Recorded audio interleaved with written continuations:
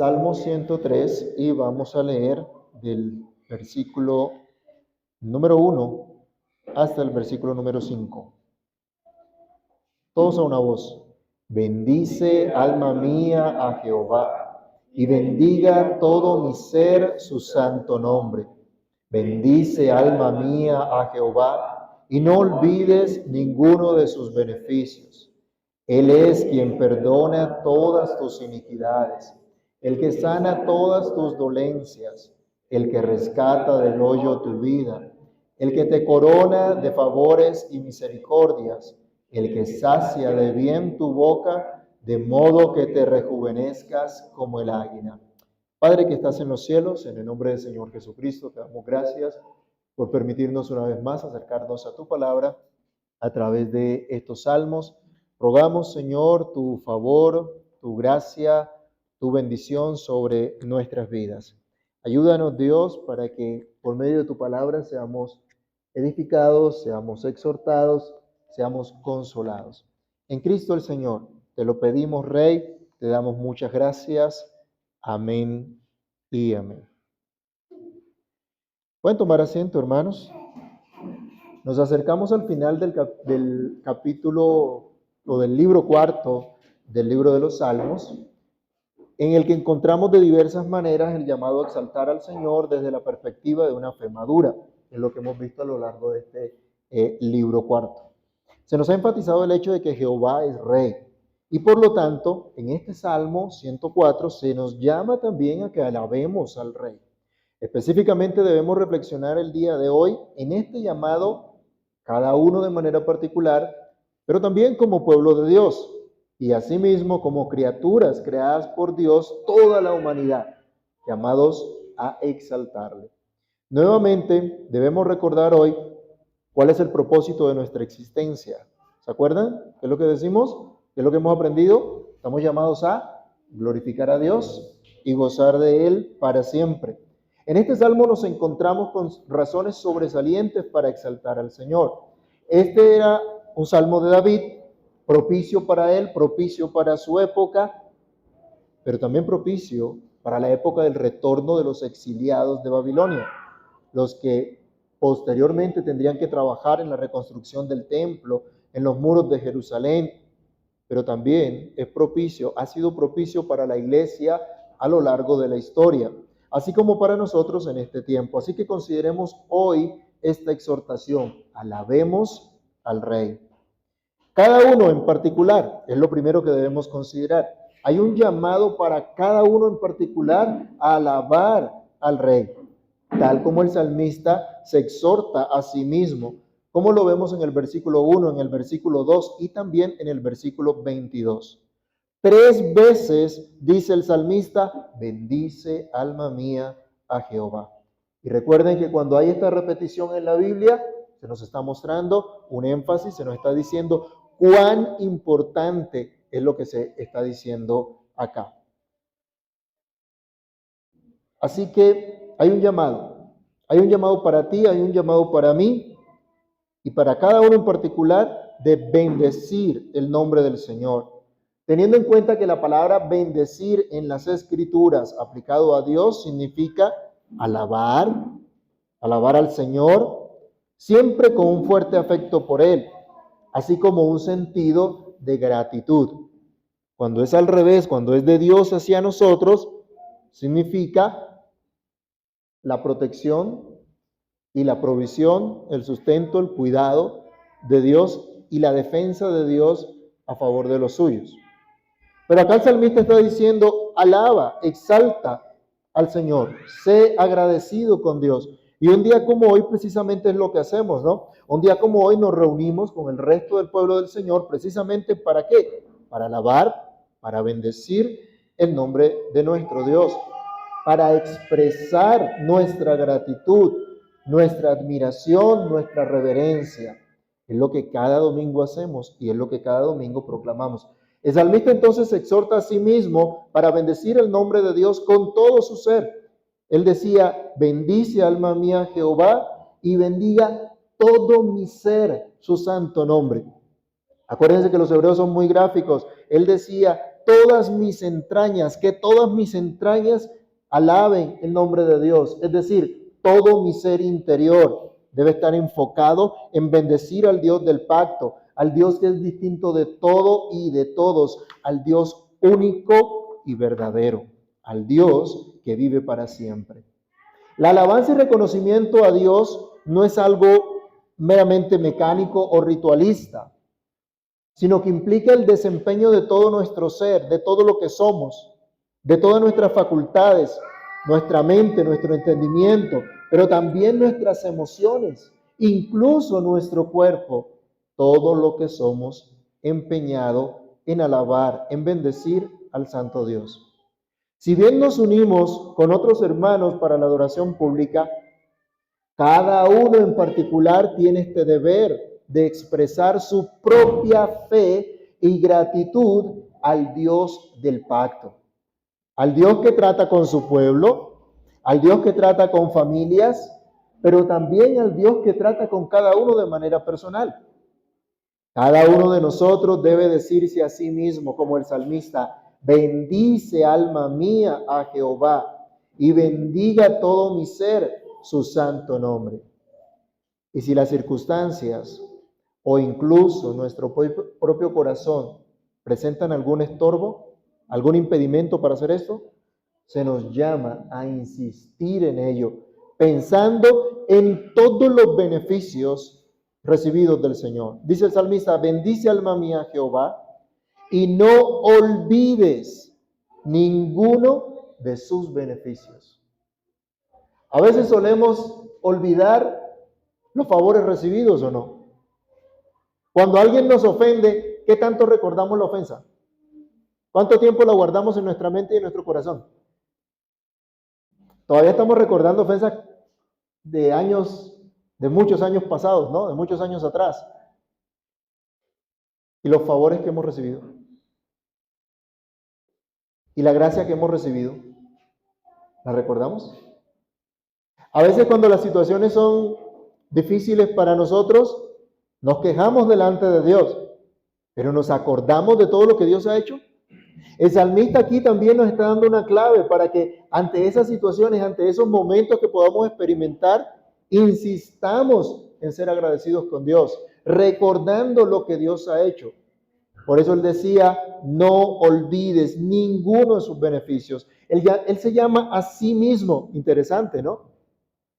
Encontramos en este salmo un llamado para cada uno de nosotros, pero el salmista arranca él mismo diciéndose a él mismo: alma mía, no olvides ninguno de los beneficios de Dios. No olvides los tratos divinos contigo. No olvides alabar al Señor. Decía Barnes: descubriremos cuando lleguemos al final de la vida que todo lo que Dios ha hecho, por oscuro y misterioso que haya parecido en su momento, estaba tan relacionado con nuestro bien que lo convirtió en un tema apropiado de alabanza y acción de gracias. Cuando David era un anciano, cuando las fuerzas ya no eran las mismas, él dijo, Salmo 71:16, vendré a los hechos poderosos de Jehová el Señor, haré memoria de tu justicia, de la tuya sola. Y así encontró consuelo, encontró ánimo en lo que Dios había hecho, para seguir confiando en el Señor, para seguir alabándolo. En varios salmos se nos insta a acudir a lo que Dios ha hecho en el pasado, a no olvidar lo que Dios ha hecho a favor de su pueblo, como motivo de alabanza presente y como esperanza para el futuro. Ahora en este salmo se nos van a resaltar algunos de los maravillosos beneficios o bienes recibidos o recompensas recibidas de parte de Dios, motivos primordiales para tributar alabanza al Dios del pacto. Y relaciona en primer lugar el perdón de pecados. Leamos el versículo número 3. Él es quien perdona todas tus iniquidades, el que sana todas tus dolencias. El que perdona.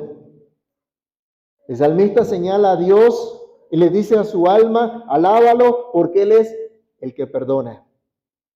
El Dios que perdona todas tus iniquidades.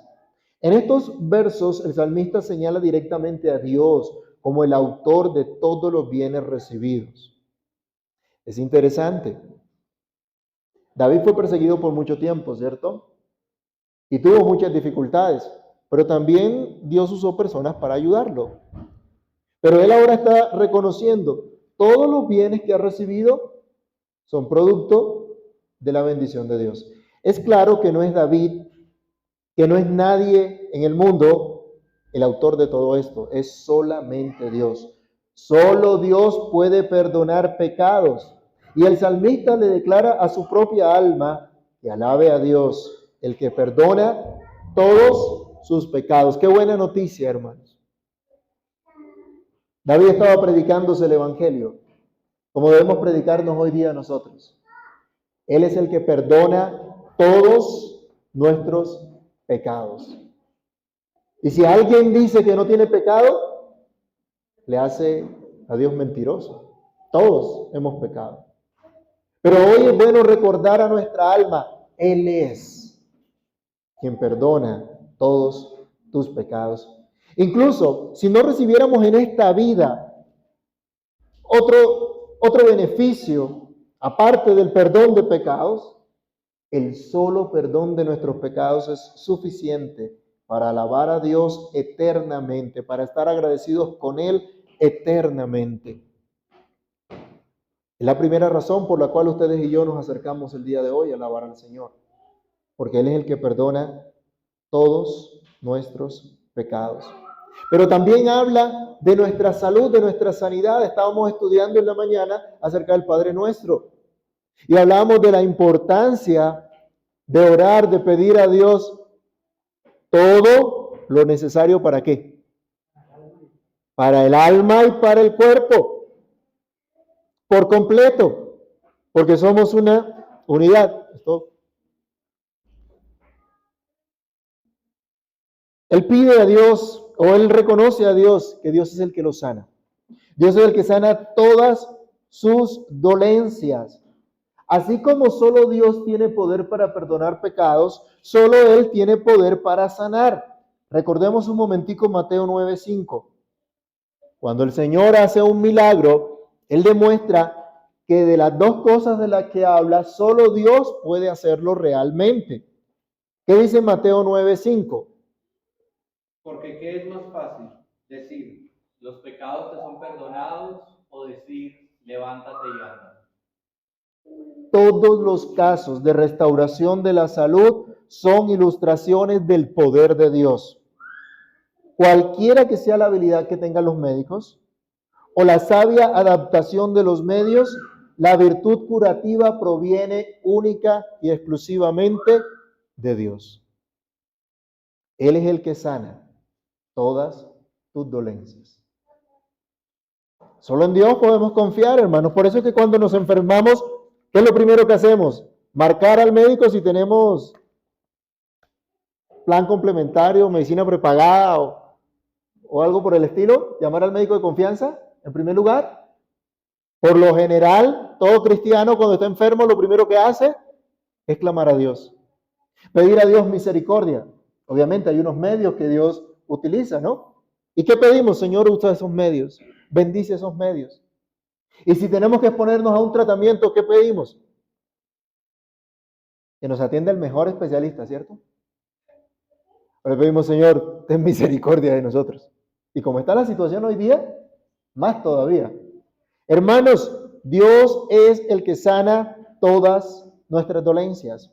Pero también Él está relacionando acá, Dios es el que te da vida. En este tiempo que hablan de la potencia mundial de la vida no la da un gobierno, la vida no la da un hombre.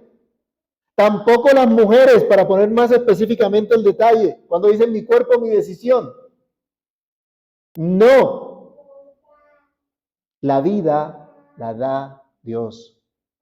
Esto estaba asociado con lo anterior seguramente. El salmista veía la restauración de su salud y la vida que Dios le daba. Él expresa en el versículo número 4, Dios es quien lo libra de la tumba, ya sea por la enfermedad, ya sea por la persecución de los enemigos que lo querían matar. La esperanza que él tiene es que Dios es el que le da vida. Vayamos un momento al Salmo 16, versículo 10. Salmo 16, el verso 10. Miren la esperanza que tenía el salmista.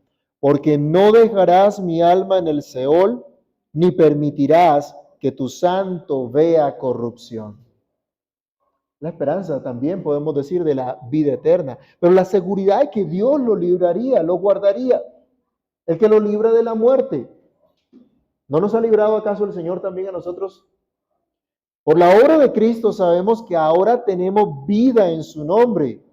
Por la obra de Cristo ya sabemos, sea que vivamos, sea que muramos, del Señor somos. Sabemos que por Cristo hemos pasado de muerte a vida y sabemos que el postrer enemigo que será destruido será la muerte. Nosotros también podemos decir a nuestra alma que bendiga al Señor que le ha rescatado de la fosa, de la tumba, de la muerte eterna. Y David también expresa el beneficio de la gracia y el amor de Dios. El salmista dice que Dios le ha dado ornamentos, como cuando a una persona se le corona, ya sea una corona física o una guirnalda. Él coloca el ejemplo que los ornamentos con los que Dios lo ha enriquecido, lo ha embellecido, son precisamente la gracia y el amor de Dios, o el favor y la compasión de Dios. Yo les pregunto, mis hermanos, ¿qué es lo que ha recibido cada uno de los que ha sido perdonado? Cada uno de los que ha sido justificado, cada uno de los que ha sido amistado nuevamente con Dios por medio de Jesucristo. Vayamos a Romanos capítulo 5, versículo 5. Una vez el apóstol expone la justificación por la fe, nos habla de todos los beneficios que esto añade y nos habla del gran amor de Dios derramado sobre nosotros. ¿Quién lo tiene? Romanos 5:5.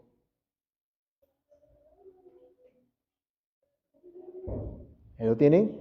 Y la esperanza no avergüenza, porque el amor de Dios ha sido derramado en nuestros corazones por el Espíritu Santo que nos fue dado.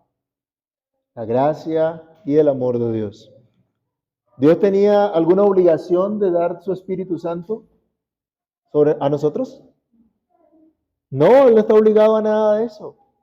Pero nos dice, miren el amor de Dios que ha derramado su Espíritu sobre nosotros. Es decir, Dios ahora habita en nosotros y tiene comunión con nosotros. No estamos separados de Dios, no estamos alejados de Dios. Al contrario, contamos con la bendición, con la gracia, con el amor de Dios, el verdadero amor de Dios. Pero dice también el salmista que encuentra en Dios fortaleza, independientemente de la edad, de la debilidad y el desgaste físico que puede haber en nuestro cuerpo. La Biblia nos enseña que los que esperan en Dios siempre tendrán nuevas fuerzas en Él para servirle. Vayamos a Isaías capítulo 40, versículos 30 y 31. El salmista decía, Él es el que sacia de bien tu boca, de modo que te rejuvenezcas como el águila. Y algo similar nos dice el profeta, Isaías 40, del 30 al 31. ¿Quién lo tiene? Los muchachos se fatigan y se cansan, los jóvenes flaquean y caen, pero los que esperan a Jehová tendrán nuevas fuerzas, levantarán las alas como las águilas, correrán y no se cansarán, caminarán y no se fatigarán. Hermanos, nadie es fuerte por su propia fuerza. Nadie es fuerte por su propia fuerza. A veces pensamos que mientras estamos jóvenes, cuando tenemos toda la fortaleza de la juventud, somos imbatibles. Y los únicos que están sin fuerza son los abuelitos ya que de pronto no pueden caminar muy bien. Como si nunca fuéramos a llegar allá, ¿no? ¿Cuántos de jóvenes, a ver, los abuelos acá, o abuelita, de jovencita, pensaba que iba a tener siempre toda la fuerza del mundo? Y los chiquitos acá, ¿se imaginan un día que van a ser abuelitos? Que tal vez necesiten la ayuda de un bastón, o que tal vez por causa de una enfermedad tengan que estar en una cama un buen tiempo. No, ninguno se imagina nada de eso, ¿no? Todos pensamos que siempre vamos a estar vigorosos, fuertes. David decía, la fortaleza no viene de mí. La fortaleza que tengo y la fuerza que tengo proviene solamente de Dios. Así que debes alabar a Dios por eso. Si eres joven, si eres viejo, las fuerzas vienen de Dios. Incluso en la edad avanzada, cuando físicamente se van las fuerzas, cuando se va el ánimo, cuando se va el aliento, dependemos por completo de Dios. Los jóvenes flaquean y caen. Sí, tienen fuerza, pero no son persistentes. ¿Ha visto que esa es una característica a veces de muchos jóvenes? No son persistentes, no se mantienen, flaquean, caen. Pero dice, los que esperan en Dios, no importa si son jóvenes, si son viejos, tendrán nuevas fuerzas. Serán fortalecidos. Así que David está diciendo, Dios es el que me hace fuerte, incluso el que hace que mi juventud se mantenga o se acrecente. No era que él tenía el secreto de la eterna juventud, sino que Dios le daba fuerza, Dios le daba vigor, Dios le daba aliento, como si estuviera renovado en su juventud. Hermanos, todas estas cosas, verso 2 al verso 5, nos están diciendo, David lo decía a su propia alma, todas estas cosas debes tenerlas en cuenta para atender el llamado de alabar al Rey de manera particular. ¿Tienes tú, amado hermano, en cuenta todas estas cosas? ¿Tienes en cuenta que es Dios el que te llena de beneficios, el que te perdona, el que te sana, el que te libra de la muerte, el que te da nuevas fuerzas, el que te provee todo lo necesario para el alma y para el cuerpo? ¿O crees que es tu trabajo? ¿Crees que es tu capacidad? ¿Crees que eres tú el que te provee de todas estas cosas? Está la obra de Cristo y todos sus beneficios siempre presente en tu vida. En segundo lugar, alabemos al Rey es un llamado para todo el pueblo de Dios como pueblo del pacto. Este salmo prefiere el nombre de Dios usado para referirse a Él como el Dios siempre existente, el Dios que vive para siempre, el Dios que siempre es fiel, el Dios del pacto. Así que todos los que pertenecen a este pueblo tienen el llamado de alabar a Dios con todo su ser, sin olvidar ninguno de sus beneficios. Ustedes y yo, que nos hemos identificado como parte de ese pueblo, estamos llamados a alabar al Rey, sin olvidar ninguno de sus beneficios. Es el pueblo del pacto el que conoce al Dios del pacto, el que principalmente debe atender diligentemente este llamado. Es el pueblo del pacto el que conoce los caminos del Señor. Leamos versículos 6 y 7. Jehová es el que hace justicia y derecho a todos los que padecen violencia. Sus caminos notificó a Moisés y a los hijos de Israel sus obras. ¿Quién podía hablar de los hechos poderosos de Dios sino el pueblo de Dios? Dios se había manifestado como rey absoluto de su pueblo. Les había dado las leyes de su reino. Dios se había manifestado como un rey justo, sus decisiones judiciales, sus tratos con su pueblo, todo a favor de ellos. El pueblo del pacto sabe que en el momento apropiado Dios manifiesta su intervención divina a favor de los suyos, a favor de los que sufren, a favor de los que son oprimidos. Tarde o temprano verán su causa vindicada por Dios mismo.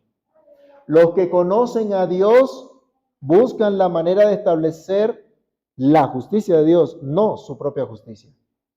Los que conocen a Dios esperan que Dios les haga justicia, no que un mero mortal les traiga justicia. El pueblo del pacto conoce los caminos del Señor, espera en Dios, se rige por la ley de Dios para guiar su caminar en el tiempo de su peregrinación. El pueblo del pacto confía en la palabra de Dios solamente, porque solo la palabra de Dios determina lo bueno y lo malo, lo justo, lo que no lo es. Solo la palabra de Dios determina la manera adecuada de gobernarse cada uno, de gobernar la familia, de gobernar la sociedad. El pueblo del pacto conoce los caminos del Señor, sabe que Dios honra a los que le honran El pueblo del pacto sabe que la obediencia a la palabra de Dios es mejor que cualquier sacrificio. El pueblo que conoce los caminos del Señor sabe que apartarse del mal es el verdadero temor de Dios y la verdadera sabiduría. Y en esta manera, con toda su vida, ofrece una constante alabanza a Dios. ¿Somos nosotros hoy ese pueblo? ¿Conocemos hoy como iglesia los caminos del Señor?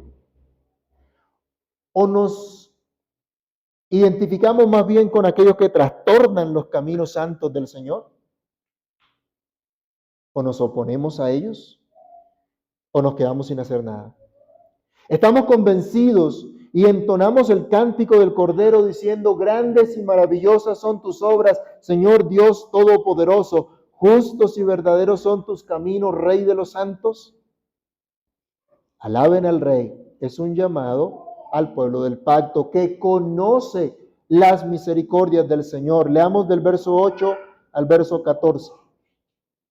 Misericordioso y clemente es Jehová, lento para la ira y grande en misericordia. No contenderá para siempre, ni para siempre guardará el enojo. No ha hecho con nosotros conforme a nuestras iniquidades, ni nos ha pagado conforme a nuestros pecados. Porque como la altura de los cielos sobre la tierra, engrandeció su misericordia sobre los que le temen. Cuanto está lejos el oriente del occidente, hizo alejar de nosotros nuestras rebeliones. Como el Padre se compadece de los hijos, se compadece Jehová de los que le temen, porque Él conoce nuestra condición. Se acuerda de que somos polvo. Ese amor fiel del pacto, esa compasión infinita de Dios, es la revelación que Él ha dado a su pueblo, tanto por su palabra como por sus hechos providentes. ¿Se acuerdan cuando Moisés sube al monte a pedir a Dios misericordia por el pueblo que ha pecado? ¿Cómo se le revela al Señor? En Éxodo capítulo 34, versículos 6 al 7. Dios encuentra un lugar para Moisés junto a la peña y hace pasar toda su gloria por él. Y cuando pasa toda su gloria, declara quién es Dios. Se revela a sí mismo como el Dios que decía acá: lento para la ira, grande en misericordia. Les manifiesta su gran compasión, su gran amor. En el trato de Dios con su pueblo, en las Sagradas Escrituras vemos que el Señor disciplinó muchas veces a su pueblo. Castigó a su pueblo por sus pecados, buscando su verdadero bienestar, no su ruina. Algunos dicen que buscan hoy el bienestar de los niños y están buscando su ruina, su destrucción, diciéndoles que no se nace hombre, que no se nace mujer. Eso no es amar, eso no es cuidar. Por lo tanto, cuando Dios ejecutaba dicha disciplina, el pueblo pudiera tener el temor de que Dios mantendría una actitud hostil para siempre contra ellos. Pero el salmista recuerda: Dios no se ha revelado así. Dios se ha revelado de una manera diferente. Dios no mantendría la actitud hostil hacia su pueblo una vez cumplido el objetivo de la disciplina para hacerlo volver a Él. Todo el pueblo de Dios puede identificarse con lo dicho en el versículo número 10. Dios no ha hecho con nosotros conforme a nuestras iniquidades, ni nos ha pagado conforme a nuestros pecados. Si estrictamente Dios tomara cuenta de nuestros pecados y nos exigiera personalmente pagar por cada uno de nuestros pecados, ¿dónde estaríamos hoy? No estaríamos aquí. Ya estaríamos ardiendo en el infierno. Pero Dios, en su bondad, en su misericordia, en la persona de su Hijo Jesucristo, cargó todos nuestros pecados, ya que Él representaba a todo el pueblo de Dios llevando sus pecados sobre sí en la cruz. Él murió en lugar de todo el pueblo y allí canceló nuestra deuda eterna. Allí nos mostró compasión infinita, compasión que no somos capaces de medir. Por eso el salmista decía: como están los cielos más altos que la tierra, así engrandeció su misericordia. Dios ha dispuesto esta misericordia para los que le temen. Es decir, para los que le aman reverentemente y confían en sus promesas y le sirven, pero también para aquellos que creen sus amenazas y por eso se apartan del pecado, porque han sido librados de toda condenación. ¿Qué dice Romanos 8:1? ¿Alguien se acuerda? Ya no hay condenación para los que están en Cristo Jesús. Pero también dice, para los que no andan conforme a la carne, sino conforme al Espíritu. En Isaías se nos dice que Él llevó todas nuestras iniquidades. Así que es el pueblo del pacto, el que ha experimentado incluso la reprensión del Señor, el que puede ver el tierno afecto de Dios por ellos, como naturalmente hay un afecto del Padre por su descendencia. Yo sé que en nuestros días hay padres irresponsables que no merecen ni siquiera ser llamados padres. Y de pronto es difícil en este tiempo entender el concepto de padre por la irresponsabilidad de muchos hombres. Pero en la Biblia se nos muestra que la actitud de un padre es buscar el bienestar de su familia, estar dispuesto incluso a perdonar los pecados cuando se comete una ofensa.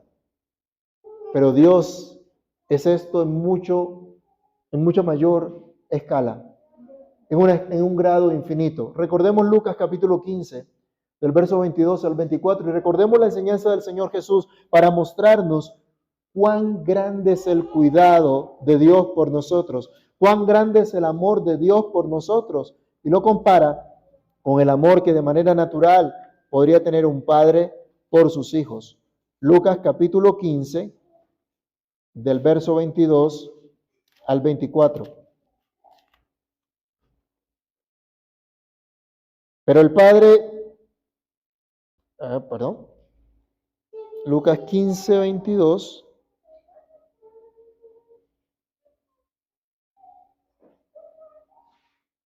Sí, acá él está diciendo, el padre dijo a sus siervos, sacad el mejor vestido y vestidle y poned un anillo nuevo en su mano y calzado en sus pies y traed al becerro gordo y matadlo y comamos y hagamos fiesta, porque mi hijo era muerto y ha revivido, se había perdido y es hallado. Y comenzaron a regocijarse. El pasaje de la historia del hijo pródigo, el que regresa a casa, y cualquiera diría, ¿cómo lo van a recibir así? Lo reciben como una fiesta. Nosotros lo recibiríamos a palo, ¿no? Por haberse despilfarrado todo. Y viene el Señor y lo recibe con ese afecto, con ese amor.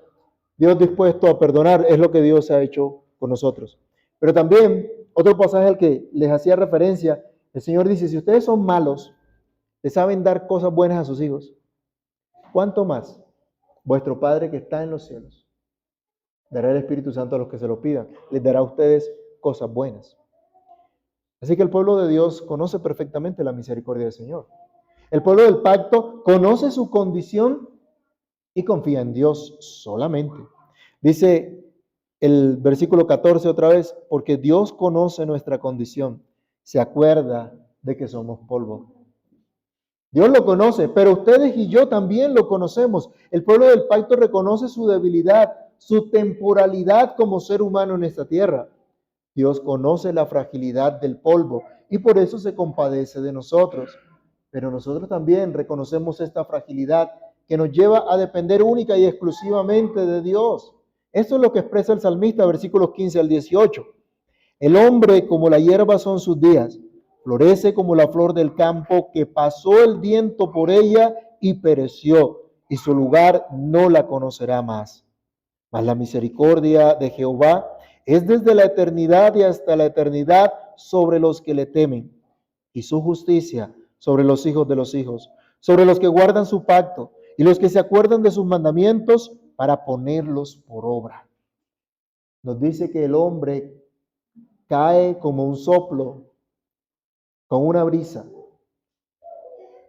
y desaparece. Cuánta fragilidad la del hombre, con cuánta facilidad es arrastrado. Y dice el salmista, ¿quién conocerá su rastro? Y Barnes nos pregunta, ¿dónde estaremos cuando nos hayamos ido de entre los seres vivos? Otro lugar nos conocerá. ¿Será el cielo o el infierno? El pueblo del pacto, que reconoce su fragilidad, encuentra su esperanza en la misericordia eterna de Dios sobre los millares. ¿Se acuerdan de Éxodo? Cuando el Señor nos dice que Él, sí, castiga a la tercera, cuarta generación de los que le aborrecen, pero hace misericordia a millares, a los que lo aman y guardan sus mandamientos, a los que manifiestan su compromiso con la ley de Dios, a los que buscan honrar sus compromisos pactuales. Dios demuestra su amor por su pueblo y su pueblo, en correspondencia a este amor, mediante la obediencia a sus mandamientos, expresa su amor por Dios. Vayamos a San Juan capítulo 14, del verso 22 al 24, y recordemos la enseñanza de nuestro Salvador. San Juan capítulo 14, versículos 22 al 24.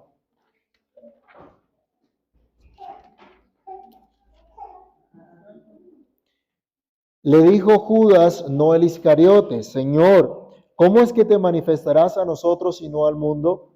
Respondió Jesús y le dijo, el que me ama, mi palabra guardará, y mi Padre le amará y vendremos a él, y haremos morada con él. El que no me ama, no guarda mis palabras, y la palabra que habéis oído no es mía, sino del Padre que me envió. Acá el Señor es muy claro, muy directo. El pueblo que realmente conoce al Señor, el que realmente ama a Dios, manifiesta un compromiso también con su palabra. Por eso el salmista decía que esa misericordia, esa gracia siempre estarán sobre el pueblo de Dios, pero especifica sobre los que le temen, los que lo aman, los que guardan su mandamiento. De esta forma es que alabamos a Dios, de esta forma es que exaltamos a Dios, y de esta manera es que se manifiesta la verdadera confianza en Dios. No podemos decir que confiamos en Dios si le desobedecemos. No podemos decir que creemos en Dios si le desobedecemos. Si eres parte del pueblo del pacto, considera tus obligaciones pactuales. Considera tu compromiso con Dios. Considera la palabra de Dios como algo sumamente importante. La palabra de Dios no puede ser un mero distractor para nosotros, una historia que le contamos a los niños. A veces nos acostumbramos que la palabra de Dios es para entretener a los chiquitines, para que hagan un dibujo con una historieta. No, hermanos, domingo tras domingo estamos reflexionando en la palabra de Dios, y si no la tomamos en serio, Dios nos va a pedir cuentas a cada uno. ¿Cómo escuchas? ¿Cómo atiendes? Dios te pedirá cuentas. La Biblia nos enseña toda esta verdad, toda esta misericordia disponible para los que le aman y guardan sus mandamientos. ¿Consideras importante obedecer los mandamientos del Señor? No debo extenderme al decir que no guardamos los mandamientos buscando salvación, buscando justificación. Guardamos los mandamientos porque amamos al Señor. El que me ama, mi palabra guardará. En tercer lugar, el llamado de alabar a este Rey es un llamado para toda la humanidad sobre la cual Él reina. Un llamado para toda la humanidad sobre la cual Él reina. Lo vimos en todo el libro segundo, en esos salmos de proclamación, pero lo hemos visto también especialmente desde el Salmo 93 en el libro cuarto. Jehová reina, no solo sobre Israel, sino sobre toda la tierra, porque el dominio de Dios es universal. Dice el versículo número 19, Jehová estableció en los cielos su trono, y su reino domina sobre todos. Su trono es fijo, su trono es firme, su dominio no es vacilante, no es cambiante. Su reinado no depende, como el reinado de los monarcas terrenales, del capricho o de la voluntad cambiante o de la pasión. El reinado de Dios no está sujeto a ser alterado por la muerte o por una revolución o por una nueva dinastía. El trono de Dios es siempre el mismo y nada puede sacudirlo, nada puede derribarlo. Recordemos Salmo versículo 11, versículo número 4.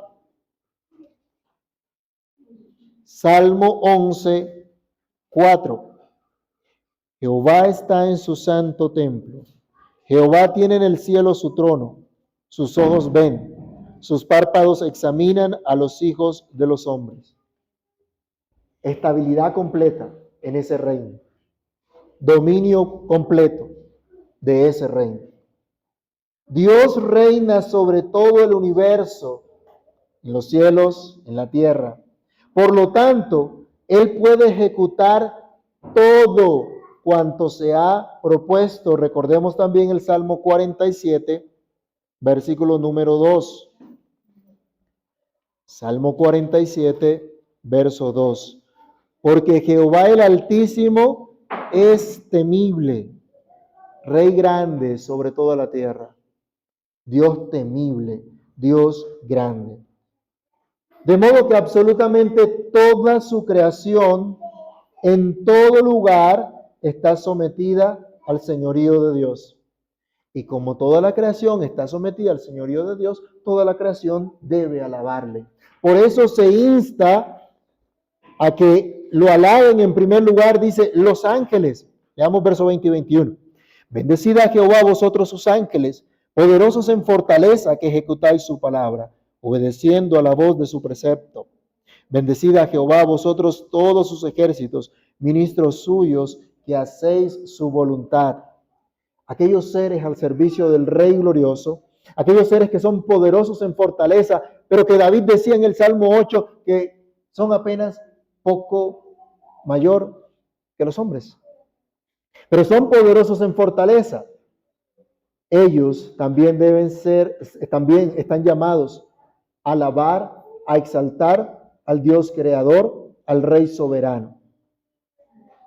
Aquellos que hacen todo cuanto Dios ha determinado, aquellos que hacen todo lo que Dios ordena, los que ejecutan las órdenes de Dios a favor de su pueblo, los que ejecutan incluso los juicios de Dios sobre la tierra, como ocurrió en Egipto en tiempo de Moisés, o como ocurría también en tiempo de la deportación en los tiempos de Daniel.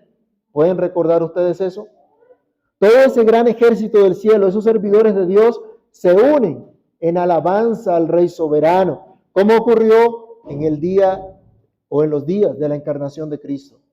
¿Se acuerdan? Lucas capítulo 2 del 13 al 15, cuando los pastores estaban cuidando sus ovejas, dice que reciben de los ángeles la buena noticia.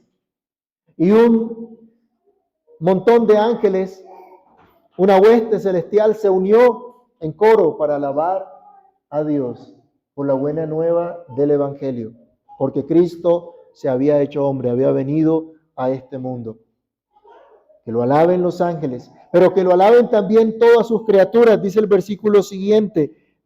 Bendecida a Jehová vosotras todas sus obras. Todo lo que Dios hace debe exaltar su nombre, bendecir su nombre. El salmista personifica aquí a toda la creación, exhortándola a alabar a Dios. Y sabemos que la creación alaba a Dios a medida que cumple la función con la que Dios mismo le ha hecho. Los cielos cuentan su gloria, el firmamento anuncia la obra de sus manos. Dice el salmista que en todo lugar del reino de Dios, en todo lugar donde Él domina, todas sus criaturas deben alabarlo. El mundo animado, el mundo inanimado debe alabar a Dios, toda la creación. Pero también termina el versículo diciendo, bendecid a Jehová vosotras todas sus obras, en todos los lugares de su señorío. Bendice, alma mía, Jehová.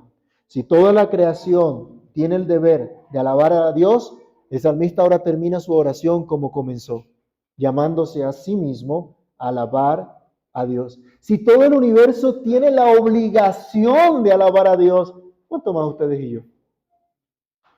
Estamos llamados a alabarlo. Como una de las criaturas de Dios, como parte de ese vasto universo, el salmista llama a su propia alma a unirse a todas las demás criaturas de Dios para alabar, para bendecir al Creador. Así que alabemos al Rey, alabemos al Señor, porque ese es nuestro llamado particular, pero también es nuestro llamado como pueblo de Dios, experimentando gratitud por todas las bendiciones del Señor. Es nuestro llamado como pueblo del pacto, como pueblo que conoce los caminos del Señor, las misericordias de Dios, como pueblo que reconoce su situación, su condición y confía por completo solo en Dios. Se abandona por completo a la misericordia del Señor y vive entonces consecuentemente en obediencia a su palabra. Alabemos al Señor junto con toda su creación, reconociendo su dominio universal. No hay una sola razón para no atender este llamado. Así que, hermanos míos, alabemos al Rey hoy en todo lo que vivimos, decimos o hacemos. Oremos. Bendito Dios y Padre nuestro que estás en los cielos, te exaltamos, Señor, te bendecimos, glorificamos tu nombre por tu bondad y tu misericordia. Te damos gracias. Gracias por tu palabra, por llamarnos a una verdadera alabanza a ti, no por un mero capricho, no por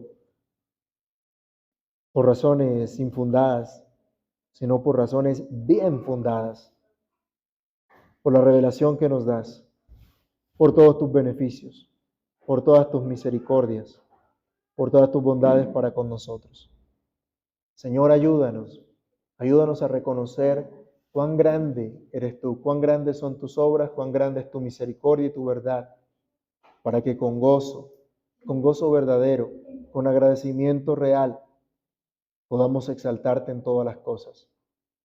Cada día que nos reunimos como parte de tu pueblo para la adoración pública, pero también cada día de nuestras vidas, en todas las cosas que hacemos, buscando tu gloria, buscando tu honor, buscando tu alabanza.